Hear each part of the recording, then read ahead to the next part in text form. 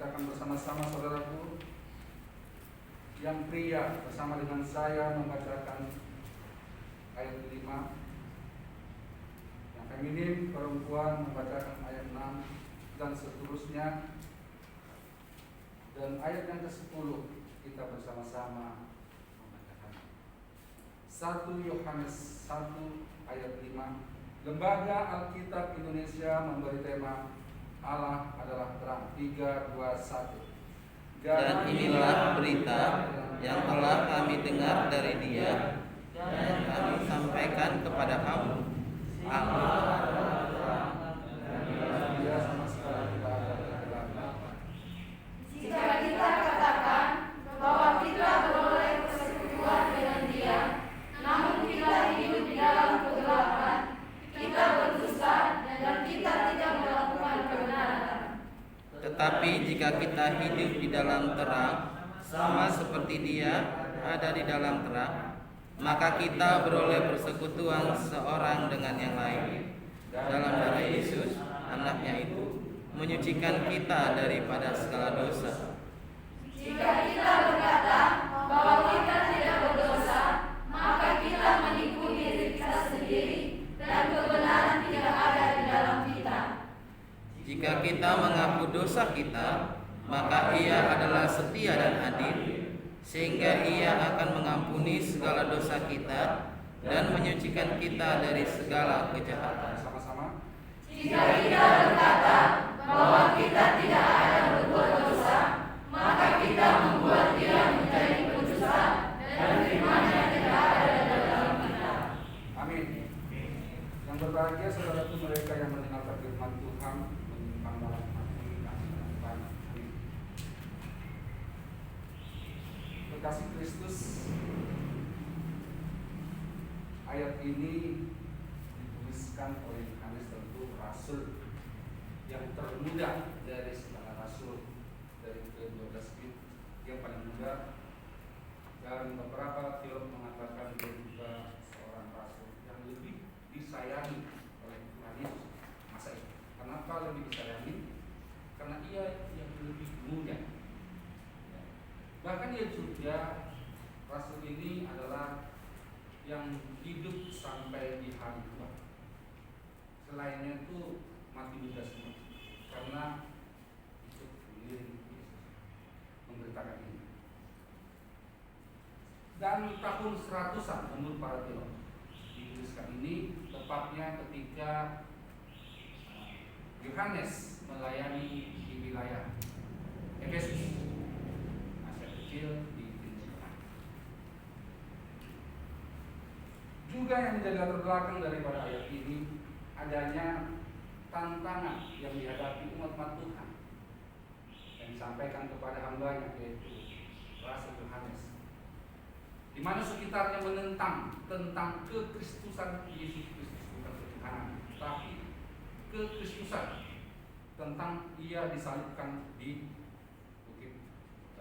Karena diketahukan orang yang memandang pada salib itu, yang percaya pada salib itu, maka dia diampuni dosanya, diangkat menjadi anak. Ialah juru selamat Mesias yang telah disuarakan, yang akan datang, dan Ia telah datang menggenapi segala janji. Sekitarnya menolak, bahkan menyanggah, sehingga dikatakan apabila kita yang mengaku ada hidup dalam bersekutu dengan Dia, ya, tapi kalau tidak percaya akan apa yang kami beritakan seperti ayat 5 ini, maka sama saja kita katakan yang tersalib itu adalah pendusta. Itu maksudnya. Jadi saudara, ketika Yesus disalib itu adalah mengubahkan dari hamba dosa menjadi anak Tuhan. Bukan dosa sehari-hari yang kita lakukan. Dosa sehari-hari yang kita lakukan adalah kasih yang ada dalam tubuh. Karena kasih itu menutupi banyak sekali dosa. Salib itu mengubahkan saudara hamba dosa menjadi anak Tuhan. Keturunan Ismail menjadi keturunan.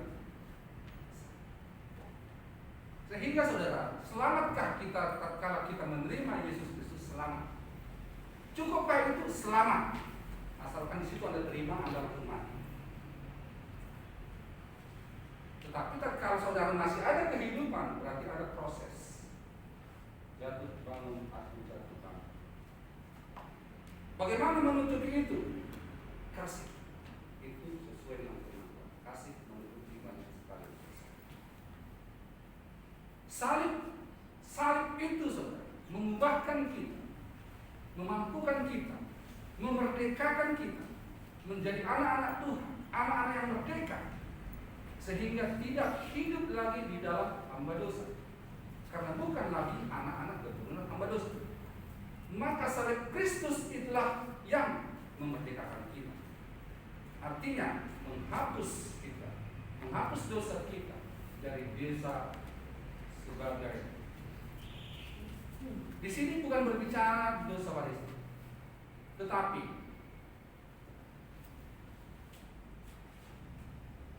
Kristus yang disalib itu tatkala diubahkan. Apakah itu selamat? Selamat. Tetapi apabila saudara masih mati. Ada contohnya? Ada. Ketika Kristus disalibkan, Yesus berkata kepada kita, apa dikatakan? Hari ini engkau ada bersamaku. Ia menunjukkan kasihnya, pembelaannya kepada Yesus Kristus. Tatkala yang di sebelahnya itu mengatakan, "Hei Yesus, ngaku-ngaku anak Allah, turunkan dirimu dari sini. Lo aja kagak bisa selamat, boro-boro nyelamatin kami. Cobalah lakukan itu." Di kanan katakan, dia sesungguhnya nggak pantas di sana. Kita lah. Pembelaan yang luar biasa diberikan Yesus. Hari ini engkau bersama kita. Pendosa tadi itu dalam hitungan detik itu langsung berubah tempat. Kenapa? Yesus tahu dia tidak ada hidup lagi, kan mati. Jadi salib itu menyelamatkan kamu? Yes. Memerdekakan kamu? Yes. Sekarang selamat? Yes. Itu sekali selamat ini selamat. Tapi kalau saudara masih berjalan terus,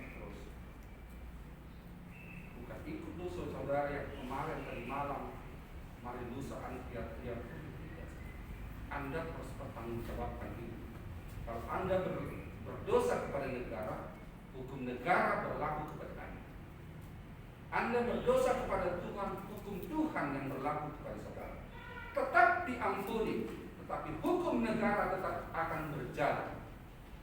Bukan berarti Anda membunuh, lalu datang ke gereja, dosamu yang membunuh, lalu Anda dimaafkan. No. Paulus mengatakan, tubuhnya biarlah diberikan kepada dunia, supaya jiwanya benarkan. Artinya sangat, dia tetap menjadi anak Tuhan, tetapi Tuhan tetap berjalan. Saudaraku yang terkasih, inilah saat itu. Yang mendahului mengapa begitu menentang orang-orang di sekitar situ bahwa Yesus itu adalah Kristus, bukan Tuhan. Di tempat lain itu, kalau di konteks ini adalah Yesus bukan Kristus.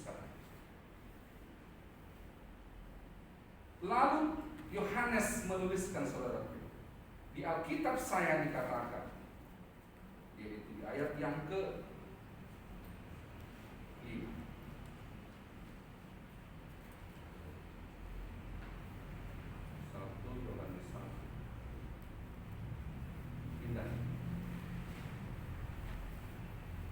1 Yohanes 1 ayat 1.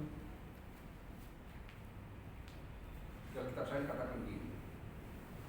Kan estin ete Angelia. Hei Angelia. Hei Angelia. En ekomen en otokai. Evangelion mon hotitreos. Memberitakan evangelis. Memberitakan inilah berita. Kami beritakan tentang dia. Siapa dia di sini maksud? Tentu Yesus. Kami siapa di sini? Murid bersama rasul-rasul. Apa yang kami lihat, kami dengar dan kami saksikan, itulah yang kami beritakan tentang dia. Dia itu dalam Dia,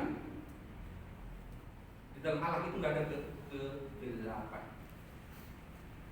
Di sini semakin dipertegas oleh Rasul Yohanes, Yesus bukan hanya Kristus, tetapi yang Maha Terang itu.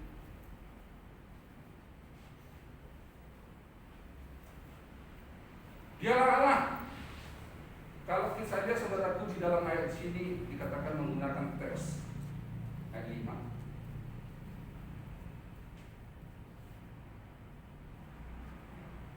Di sini menggunakan kata teos dalam bahasa itu bahasa Yunani. Ibraninya adalah Elohim.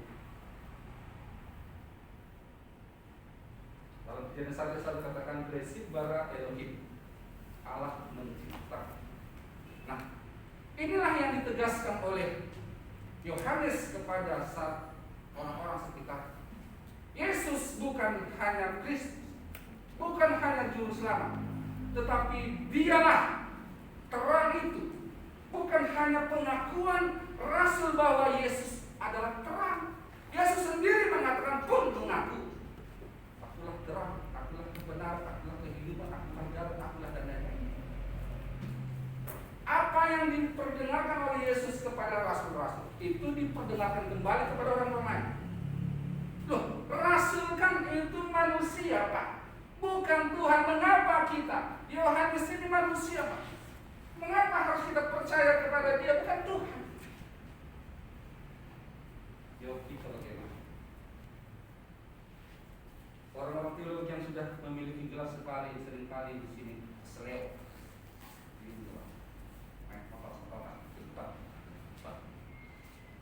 Yang tidak nyambung, jawabannya sambung. Ini kan manusia. Firman Tuhan adalah perkataan Tuhan. Loh, ini perkataan Yohanes. Bagaimana bisa kita mengatakan inilah firman Tuhan?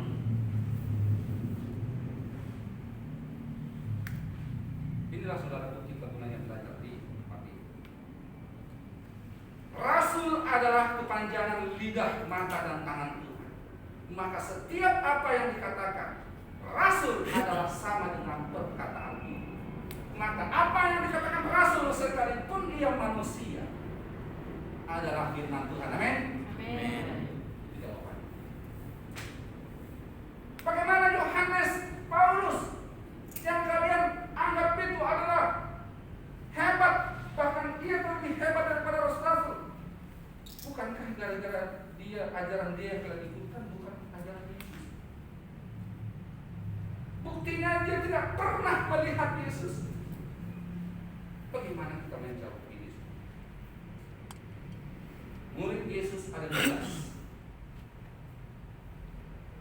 yaitu satu orang membela Judas Iskariot, lalu diganti tetap 12 komplit.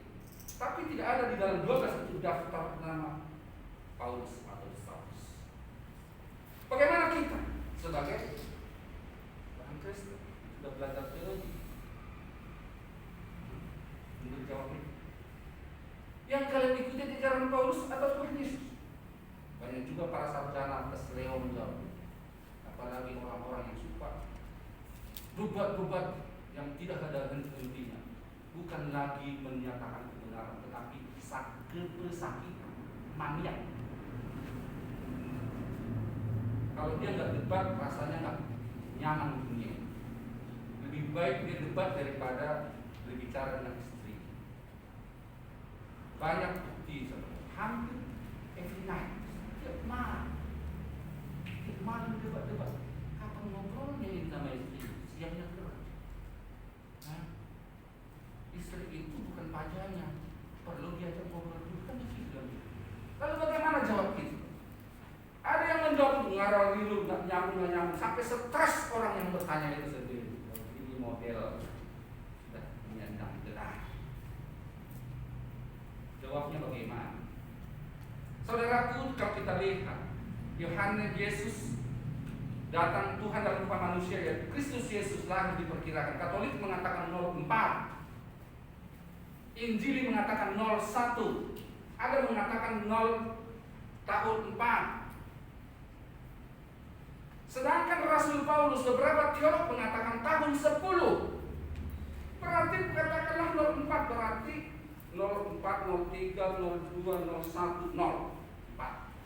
5 tahun tambah 1, 2, 3, 4, 5, 10. Berarti beda Yesus dengan Rasul Paulus hanya 15 tahun. Bukankah sesuatu yang mungkin bisa bertemu hanya jarak 15 tahun?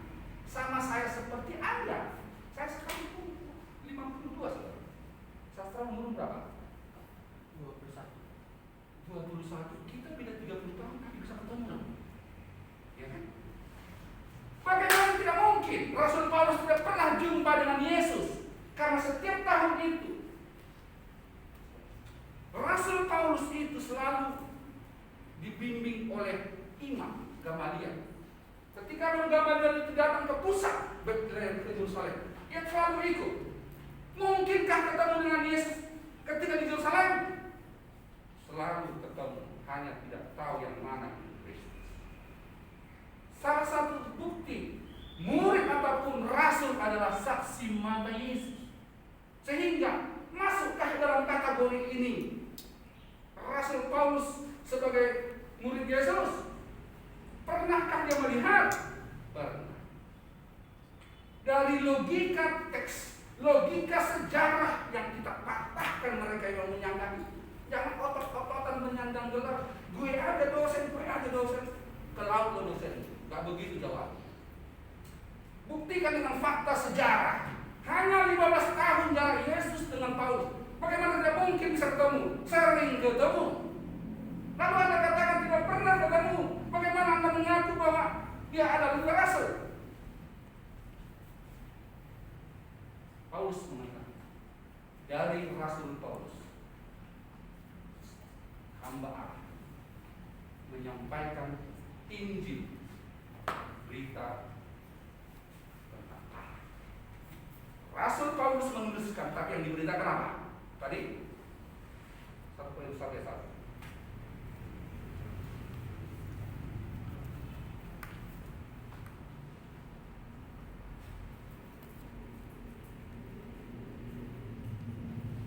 Dari Paulus yang oleh karena Allah dipanggil menjadi rasul. Apa otoritasnya? Apa alasannya? Dia kan mengaku dia seorang. Dia kan tidak saksi apa? Bukti sejarah tadi. Dan dari saudara kita, kepada jemaat Allah di Korintus, yaitu mereka yang Kristen dalam Kristus Yesus dan yang dipanggil menjadi orang-orang kudus dengan semua dan segala tempat yang berseru kepadanya. Dan Tuhan kita Yesus Kristus yaitu Tuhan mereka, Tuhan kita.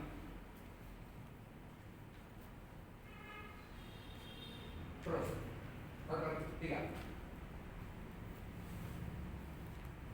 Kasih karunia dan sejahtera Allah kita dan dari Tuhan Yesus Kristus menyertai kamu. Aku senantiasa bersyukur kepada Allahku karena kamu atas kasih karunia Allah yang diberikan kepada kamu dalam Kristus Yesus. Jadi siapa yang diberitakan oleh Yesus di sini? Paulus. Manusiakah Paulus? Manusia. Yesus manusia kan? Setengah manusia, setengah Allah. Lalu mengapa harus kita percaya perkataan manusia? Paulus, karena ia memberitakan tentang Yesus Kristus. Itu fakta sejarah.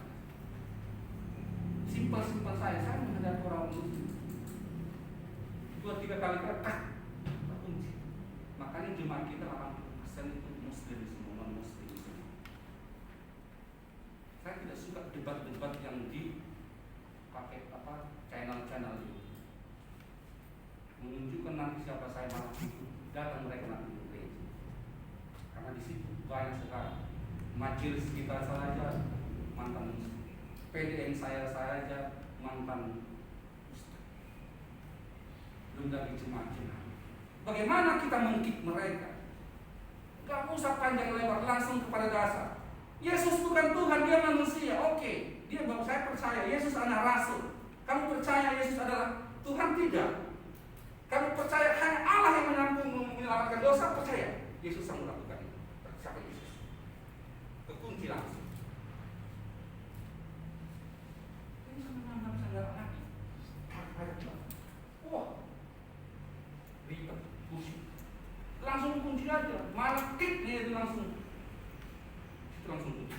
Dia tuh bisa gerak lagi. Ih, kalau sampai ini dia. Nah, saudaraku yang kekasih, dikatakan di ayat yang ke-8,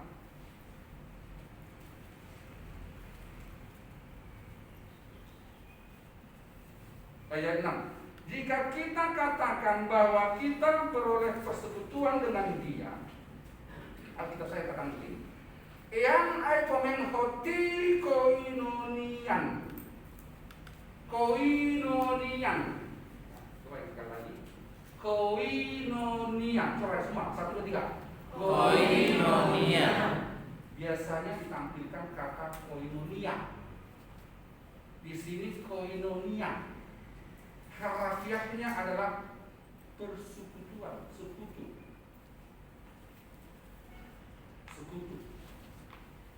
Bukan satu, tapi sekutu. Jadi maksudnya di sini kalau kita mengaku, di sini bukan mengaku, oh saya rajin beribadah bersekutu, saya rajin melayani bersekutu, itu bukan. Saya melayani menginjil bersekutu, bukan. Bersekutu di sini maksudnya saudara, seperti ini. Kenapa? Coba saya tampilkan ayat yang tadi, biar bahasa Italia supaya jelas. Supaya kita terinspirasi pentingnya belajar bahasa kita. Enak. Eyang opo menamudi koinonia. Dia huruf an, bukan huruf a. Di sini bentuknya akusatif, ada pembatasan kata. Tanpa dijelaskan pun berarti dimengerti. Maksudnya di sini, persekutuan apa yang Anda tahu tentang Tuhan? Itulah. Jadi bukan hanya beribadah, bukan hanya berdoa, bukan hanya peduli, karena apa yang Anda tahu. Ini secara umum. Bila kita sudah mengaku ada yang kita tahu salah satunya, tapi kita hidup di dalam kegelapan, hambar semuanya. Itu maksudnya. Ayat 6. Jika kita berkata bahwa kita merasa beroleh persekutuan dengan Dia, namun kita hidup di dalam kegelapan dan kita berdusta. Yang kita katakan berdusta, pembohong, pergaus. Jadi ternyata saudaraku, inilah yang dimaksudkan oleh Rasul Paulus kepada orang-orang yang menentang kekristenan Yesus tadi, kemesiasan Yesus itu. Bagi kami bukan hanya sembahyang, bukan hanya berdoa, bukan hanya ibadah tata seremonialnya yang disebut bersekutu, yang maka disebut bersekutu. Tetapi segala apa yang baik masuk tentang Dia, betul, benar. Tetapi apabila dia tetap hidup di dalam kegelapan, tetap berdosa. Tidak. Mahal sekali ternyata surga bagi orang Kristen. Cara yang gampang satu kata. Emang surga itu seperti beli kuaci apa? Ini surga betulan, serius saudara. Sehingga saudara, tatkala dikatakan dia tetap di dalam kegelapan, tetapi jika kita hidup dalam terang sama seperti Dia ada di dalam terang, maka kita beroleh persekutuan. Nah, di sini ending. Persekutuan. Nah, persekutuan tadi. Koinonia ini kata yang sama dengan mendapatkan. Jadi apa yang baik seperti persekutuan kita menyatu dengan Tuhan, seperti apa yang baik kita telah lakukan pada kita dan kita lakukan. Itulah kita menunjukkan persekutu dengan Tuhan. Lalu selanjutnya saudara, pertanyaan yang di dalam ayat ini tidak ada di dalam ayat ini memang, tetapi saya pasti percaya ini dalam perdebatan di masa itu. Adakah keselamatan di luar Yesus?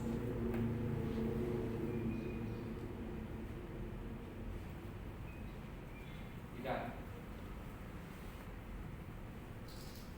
Adakah keselamatan di perjanjian lama? Ada. Ada. Lalu mengatakan yang seorang debat yang ngotot saban hari di segmen sosial Tritunggal, masa malah dia tak percaya. Anda percaya Tritunggal tapi tidak percaya ada keselamatan dalam perjanjian lama. Bagaimana mungkin itu? Anda tuduh orang tidak percaya Tritunggal, justru percaya ada Yesus di perjanjian lama. Anda percaya katakan Tritunggal tapi Anda tidak percaya ada keselamatan perjanjian lama. Yesus sudah ada di dalam perjanjian lama. Amin, saudaraku? Amin. Sudah ada. Lalu kenapa dikatakan tidak ada keselamatan dalam perjanjian lama? Yesus itu adalah Allah, ambil rupa manusia. Dia adalah firman ini, Tritunggal. Jadi saudara-saudaraku, ketika ikut kita berdebat, kita timbang dulu pengetahuan ini. Jangan kalau sudah pernah duduk di bangku kuliah, punya gelar dan mengajar, lalu itu menjadi alasan. Pertimbangkan dulu ilmu kita. Saya paling tidak suka berdebat karena tidak ada pun pengalaman saya seorang pun bisa saya menangkan menjadi Kristen hasil dari berdebat. Tidak pernah ada. Tetapi dari kehidupan, saksi kehidupan, datanglah ke gereja kita sekali-sekali. Dia saudara bertemu dengan majelis dengan mantan-mantan ustaz. Mereka semua mantan-mantan. Saksi kehidupan ini dengan apa gaya bicara, gaya kehidupan dalam keluarga menjadi baik. Itu yang mereka bandingkan nanti. Mereka memiliki setiap bulan bagi-bagi daging. Orang Kristen pernah enggak? Kalau enggak, orang Kristen enggak. Hati-hati saudara. Bila ada suatu saat menjadi gembala, di situ tantangan dilema begitu besar antara. Dia makan kata-kata apa? Mereka sekali tahu bagi-bagi daging. Kita kapan tahu kapan? Masalahnya enggak pernah bagi-bagi besar. Boleh kita katakan bukan itu yang kita pandang dalam, tetapi yang masih bertumbuh itu langsung retoy, jadi enak lebih akar. Ternyata menjadi orang seberang katanya. Udah kembali lagi. Bagaimana saudaraku dengan kita menghadapi? Kalau saya di gereja kami sebelum hari atau minggu dalam bulan kumpulkan sesuatu, lalu berikan.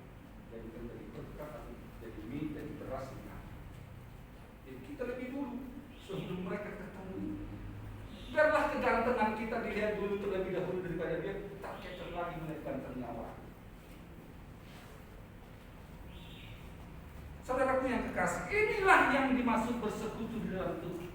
Jadi kita hanya tahu memberitakan tentang Yesus Kristus yang tersalib itu, Yesus Kristus Mesias, Yesus Kristus Juru Selamat, tetapi bagaimana action kita? Saudaraku, mahasiswa-mahasiswi yang dikasih, seperti saudara datang ke sini, betul Anda seorang mahasiswa, Anda berfoto di depan kampus, Anda share Yesus, saya bangga banget. Wih, gagah benar ini kampus, keren kampus kayaknya. Keren. Tapi saudara, kita sebagai yang di dalam mahasiswa, kita lah yang melanjutkan mempopulerkan. Maka bukan juga asal tamat saja. Kita dipanggil karena dipilih. Kalau katanya sudah dipilih, maka yang terbaik. Amin. Ketika yang terbaik, bagaimana aksi? Berikan juga yang terbaik. Kepala jadi kaki jadi kepala belajar. Hanya 4 tahun bro, hanya 4 tahun. Anda cukup berdoa, mohon kepada Tuhan masa kebutuhan Anda. Kalau kami untuk saya berkata harus cari-cari sendiri. Belum ada tuh sekarang Kristen Focus, mesin ketik aja pun adapun kita internet yang belum banyak kita.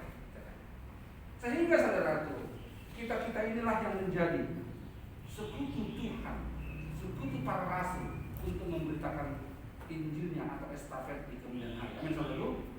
Yang ke-10, jika kita berkata bahwa kita tidak berbuat dosa, maka kita berbuat dia menjadi pendusta dan firman-Nya tidak ada di dalam dia. Ini sini saudara terang.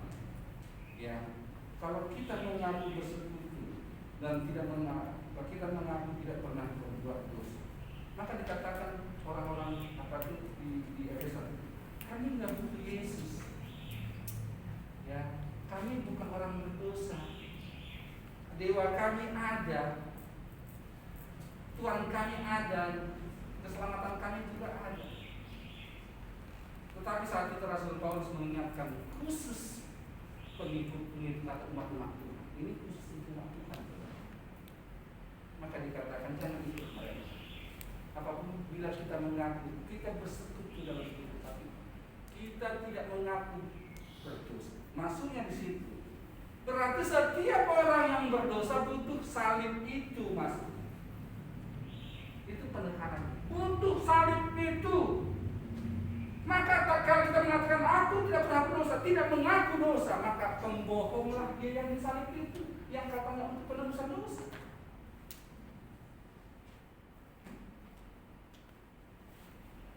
Jadi saudara itu alangkah indah. Ya katakan ya. Salah, ya Pak, saya salah, ya Bu, saya salah. Tapi jangan terlalu banyak salah. Setiap ada kesalahan selalu salah, dan sama ada salah mahasiswa, mohon bisa tidak seperti itu. Tuhan lakukan tugasmu, iya Pak. Sampai hari pengumpulan baru dia terkumpul. Tadi tugas saya belum selesai Pak. Padahal sudah hari ini sudah tanggal pengumpulan. Kemarin kamu di mana?